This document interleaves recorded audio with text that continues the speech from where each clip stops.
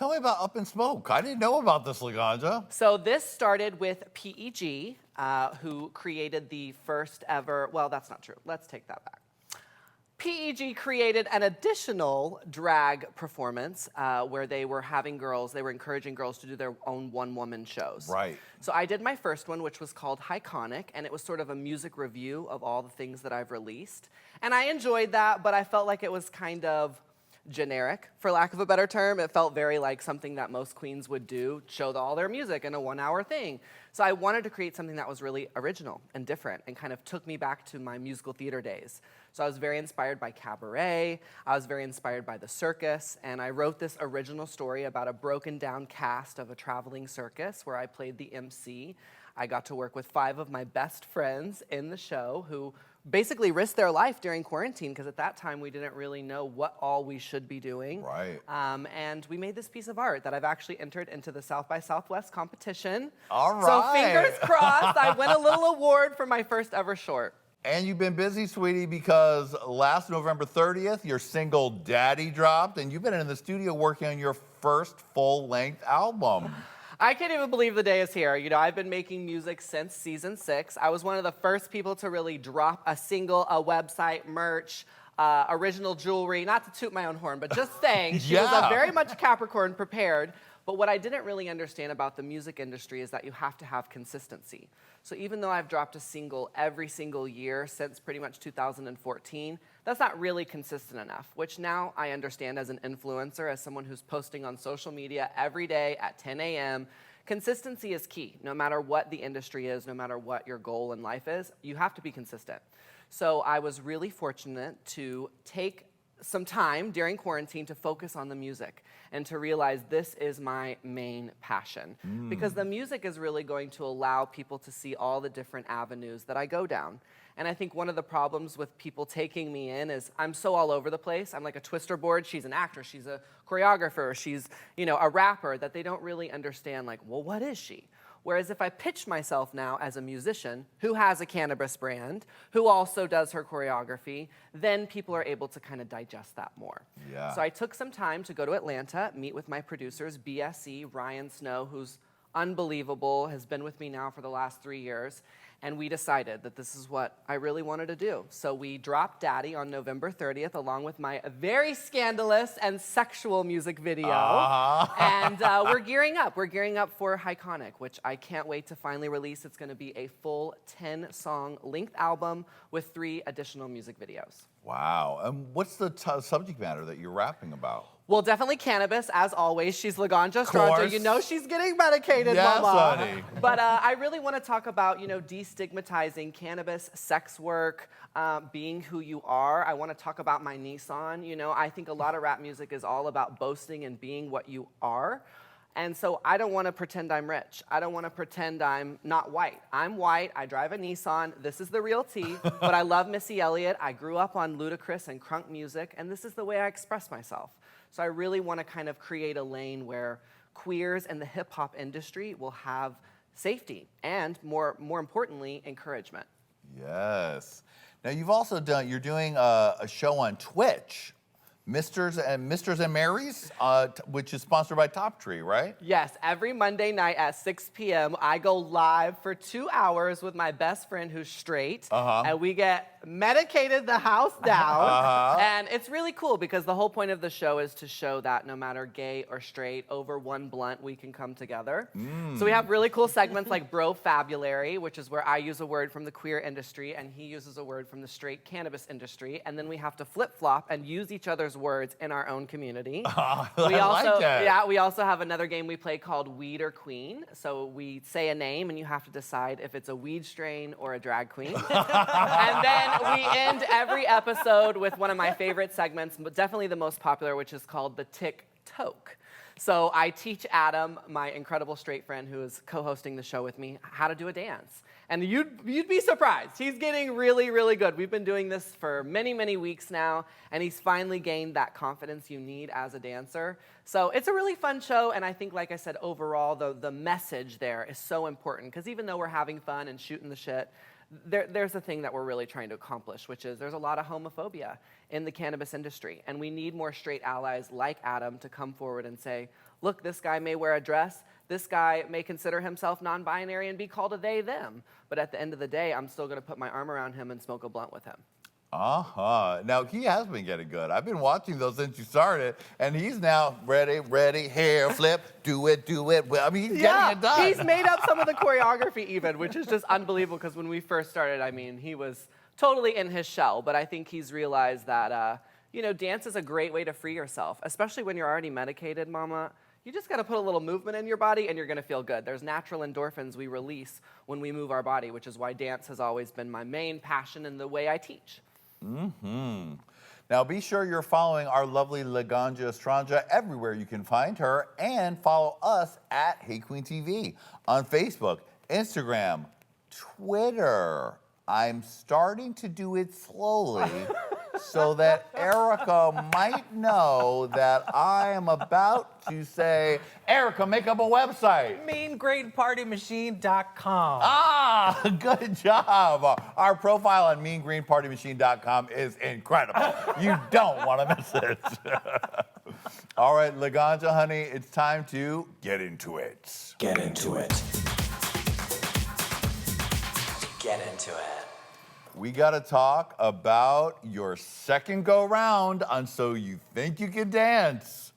Now, the last time you were here, you had made it to the top 33, and we talked about it when you were on our Christmas special a couple years back. And you said you were going to go back, and sweetie, you did. So tell me about the return. I did decide to return as myself, as Jay Jackson. No tricks, no gigs, no glamour, just me and my dance talent. So that really, it made me vulnerable. You know, it made me kind of feel less like a superhero wearing its cape.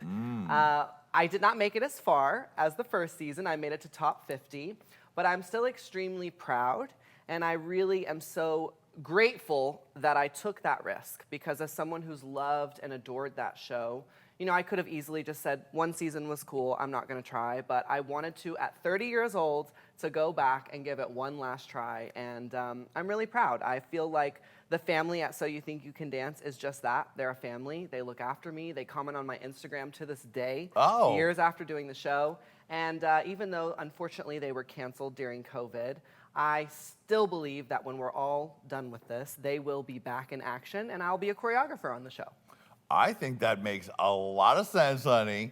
Well, the last time I said it here and it came true, so I'm saying it here now and it's gonna come true. Right. Now, what made you decide to go back as Jay and not Laganja? What was that process? Well, I understand television now. I understand that Fox Network is probably never going to give a non-binary beauty like myself the really big platform that we deserve. So I wanted to play by their rules. So if you can't beat them, join them. And that's exactly what I did. I couldn't beat them as Laganja Estranja, so I figured I'll join them as Jay Jackson and see what happens.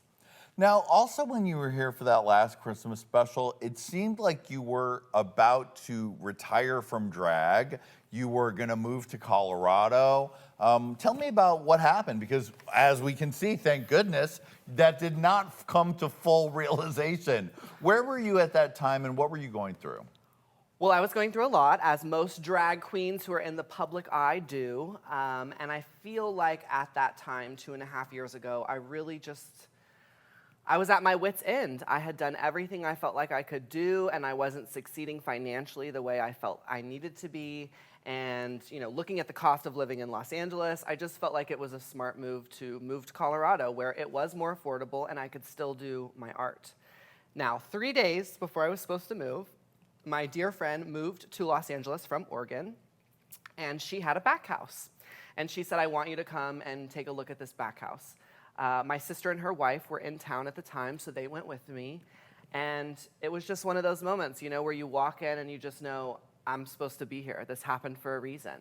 Now, at the time, all my stuff was in storage. Like I said, I was 3 days from moving. Right. Like, I was ready. I was going to move in with my dear friend Aaron Richard of the Weed Tube and live with him until I found a place. But when I saw the place in Hollywood and I realized I had a very small but brilliant view of the Hollywood sign, which is one of my biggest goals in life, I knew it was meant to be, and I knew I had to stay. And I'm so glad I did. It was a huge risk, and there definitely have been ups and downs, but I proved to myself that I'm worth it, that my talent's worth it, and more importantly, that if I put my mind to something, I can do it. And so now I stand here, 2.5 years later, and I just feel so confident. I feel like I'm meant to be here. I feel like I made the right decision. And that one day I'll get to Colorado. One day I'll have a husband and raise kids and be done with all the glitz and the glamour. But as you can see, Mama, I still got a lot more life to give. Yes, you do. Laganja, you're not alone. I mean, so many people who are artists living in New York, LA, some of the big cities, including our lovely Adam and Erica, who recently moved to Arizona because, all the luxury empty buildings that they put up where they're pushing out people who need affordable housing, and it makes it extremely difficult. It's why everybody needs to keep on top of what the rich people are doing with the government and our local government. It's very difficult for artists, even LA, which used to be a bastion of affordable housing for artistic people. It's getting rougher and rougher. Yes, it's very expensive, and I was very lucky to find this back house, although I like to call it a bungalow. It's a 1970s bungalow. Yes. And I just feel so grateful that the cards aligned for me, because I think had I moved and given up, I would regret that for the rest of my life.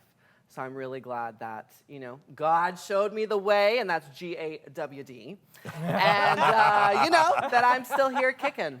Yes. Now, since you were last here with us, you've come out as non-binary. What was that? What was that decision to make it public? Because obviously you've always played with masculine and feminine your whole life, and certainly in your career. What made you want to put that out there as how you want it to be known, and what's that process been like for you? Well, it's just my truth, so that's what made me want to put it out there. Yeah. I believe we should tell the truth to people. I think the best way to be an advocate for whatever it is to just by living it. So when I discovered what non-binary was, I realized, that's what I am. I'd never had a word or a terminology or a group to really, feel a part of. And when I finally got the education on what that meant, I realized, okay, this is what I am. I'm an in-betweener, and I just need to own it and love it and celebrate it. And I think everyone's journey is different when becoming non-binary. Lots of people now always ask me, what are your pronouns, which I think is amazing. I'm so happy that people, straight, gay, in between, are asking the question, what are your pronouns? But for me, I'm like, whatever, girl. You could call me he, she, they, them, as long as it's said with love, I'm cool, I've just acknowledged now that I am a very feminine entity, and to pretend that I'm still that straight, not straight boy, but to pretend I'm still that, masculine gay boy from Texas who doesn't shave his legs because that's too queer. No, I'm not gonna do that anymore. I shave my legs and my puss. And Gorge, I'm stunning. I feel it. I mean, even up today, I never thought in a million years as a drag queen that I would sit and present myself in my own hair, my own body, and it feels very liberating. It feels like I'm finally accepting who I really am. What's the Laganja romantic world like currently, and how are you navigating dating, if at all? I know the quarantine probably put a kibosh on a lot of things, but before that. Well, me and my hand have a very serious monogamous relationship. We visit each other about 3 times a day. And love life has been hard for me since becoming a drag queen, and now I've added the fact that I'm non-binary, so even when this comes off, I'm still being feminine. It's difficult. It's very difficult. But I find the more I own my truth and the more I own that I do want to exist in this femininity, I am attracting those type of people. I've kind of come to terms with the fact that I most likely will date and be with a bisexual man. I feel that gay men ultimately are looking for a man, and I'm not that. I'm very in between. So I'm open to whatever the possibilities hold, but I'll be very honest with you. I'm married to my career.